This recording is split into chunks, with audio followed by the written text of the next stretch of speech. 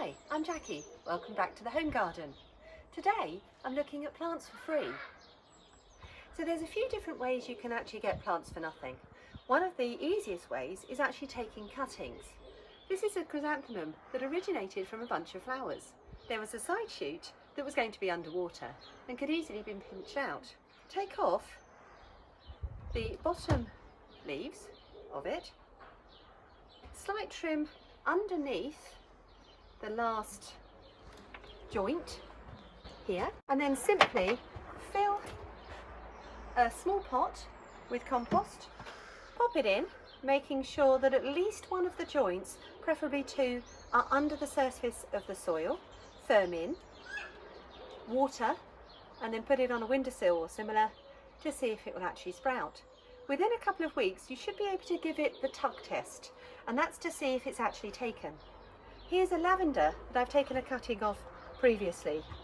If you tug on it and the cutting stays, then it's firmly rooted. There's several plants that are really useful to take cuttings from. These are fuchsias, pelargoniums, popularly known as geraniums, the chrysanthemum, lavender, but I've even got Christmas trees cuttings. Another surprising one is actually roses. There's a couple of different ways you can also do these, but cuttings do work from them.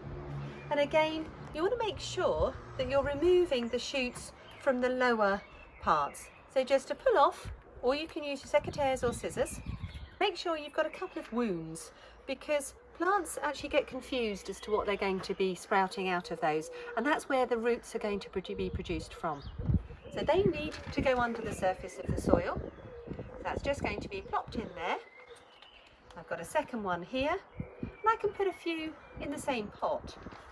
These will take quite a long time though to take, in these ones, can be even up to a year to see, so just put them aside, water regularly, and eventually you'll see them sprouting some more.